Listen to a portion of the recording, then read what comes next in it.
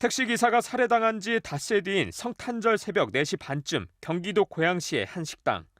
파마와 염색을 하고 안경을 쓴 이기영이 젊은 남성 5명과 함께 들어와 지갑에서 신용카드를 꺼내 한 명에게 건넵니다. 이기영과 남성들은 이날 처음 본 사이. 남성들은 다른 주점에 있던 자신들에게 이기영이 다가와 음식값을 대신 내주고 고기를 사주겠다며 접근했다고 말합니다. 웃는 얼굴로 다리를 꼬고 앉은 이기영은 거침없이 손짓을 하고 술을 따르며 대화를 주도합니다. 저희한테 이름이랑 전화번호를 알려줬었거든요. 전화번호 주면서 기영이 형이라고 저장해놔 이렇게 저희한테 말을 해가지고. 남성들은 이날 이기영이 술자리에서 건물이 8개 있고 돈이 많은데 같이 일하겠냐고 과시하며 사람을 죽일 수 있냐고 물었다고 말했습니다. 내가 돈 주면 자기가 시키는 거 다 할 수 있냐고 묻더라고요, 저한테. 사람도 죽일 수 있냐 이러더라고요. 30여 분간 식사를 한 이기영이 비틀거리며 식당을 나옵니다. 남성들과 대화를 나누던 이기영이 갑자기 주먹으로 한 남성의 얼굴을 때립니다. 맞은 남성이 이기영의 멱살을 잡고 이동해 대화를 시도하자 이기영은 머리로 상대를 공격하기 시작합니다. 남성들이 대응하면서 바닥에 쓰러진 이기영은 다치고 넘어져도 계속해서 남성들에게 다가가 시비를 겁니다. 남성들은 이상한 느낌이 들어 헤어지려 하자 이기영이 막으면서 끝까지 쫓아가 죽이겠다며 시비를 걸었다고 말했습니다. 몇 시간 뒤 이기영의 옷장에서 시신을 발견했다는 신고를 받은 경찰은 동선을 추적해 식당에서 CCTV 영상을 확보했고 낮 12시쯤 근처 병원에서 다친 손을 치료받던 이기영을 체포했습니다. 이제 살해 용의자라고 하시더라고요.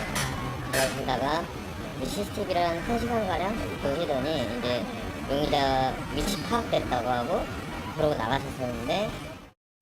경찰 조사에서 이기영은 누군가와 시비가 붙어 치료를 받았다고 진술했는데 당일 새벽 이 남성들과의 시비였던 것으로 보입니다. MBC 뉴스 김태윤입니다. 보신 대로 이기영은 범행을 저지른 지 불과 닷새 뒤에 모르는 사람들과 합석해 고기를 먹고 폭행 시비를 거는 등 이해할 수 없는 행동을 벌였습니다. 전문가들은 검거 직전 그의 모습에서 범죄를 저지른 데 대한 불안과 비사회적인 성향이 함께 보인다고 분석했습니다. 지윤수 기자입니다.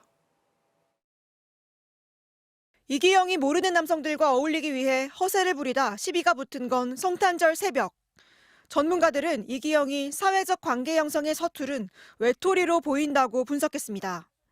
관계를 맺는데 미숙하기 때문에 아마도 명절에 함께 할 만한 사람, 깊은 어떤 신뢰관계에 있는 사람들이 별로 많지 않은 것 같고.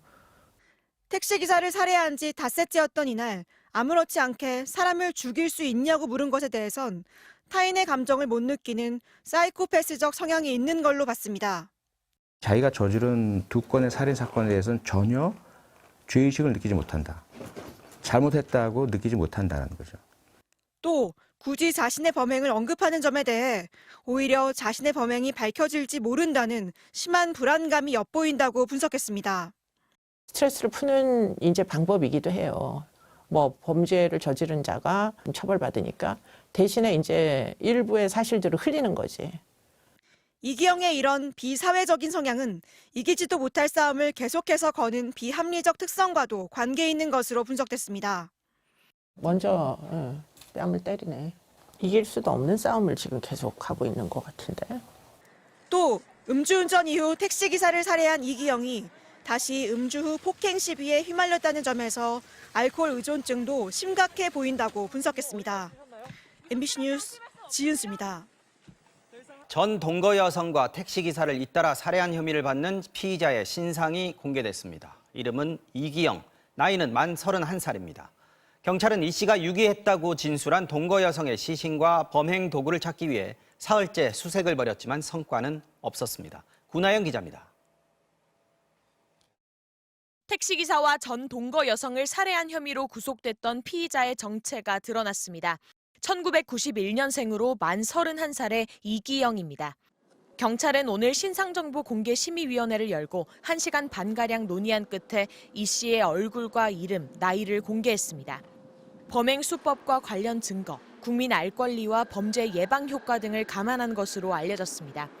이번 신상 공개로 이 씨의 과거 행적과 추가 범죄 여부를 밝히는 데도 도움이 될 것이라고 전문가들은 예상했습니다. 만약에 추가 피해자가 있는지를 알기 위해서도 이 사람이 누군지가 신원이 드러나야 합니다.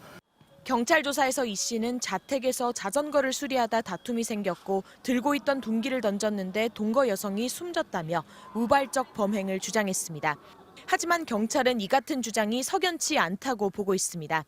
이 씨 자택의 벽과 소파, 신발과 캠핑용 수레 등 곳곳에서 핏자국이 발견됐기 때문입니다. 이 씨는 캠핑용 수레의 핏자국은 동거 여성의 시신을 옮기려다 묻은 것이라며 추가 범죄도 부인하는 것으로 알려졌습니다. 경찰은 핏자국의 위치와 형태 등을 토대로 범행 당시 상황을 재구성하고 있습니다. 추가 범죄 여부를 가리기 위해 핏자국 성분 분석도 국립과학수사연구원에 긴급 의뢰한 상태입니다. 하지만 계획됐던 이 씨의 사이코패스 검사는 일단 보류됐습니다. 경찰 관계자는 본인이 입을 다물면 부정확한 결과가 나올 수밖에 없다며 적절한 시점을 고르고 있다고 설명했습니다. 동거 여성의 시신과 범행 도구인 둔기 등을 유기했다고 이 씨가 지목한 파주 공릉천에선 사흘째 수색 작업이 이어졌습니다. 여성의 머리카락을 봤다는 제보가 들어온 도보 30분 거리의 인근 낚시터 주변을 수색했지만 성과는 없었습니다. 경찰은 수중과 공중 수색을 이어가는 한편 유실 지뢰 가능성 때문에 잠정 중단했던 도보 수색을 군 당국의 지뢰 탐지가 마무리되는 대로 재개할 예정입니다. MBC 뉴스 구나연입니다.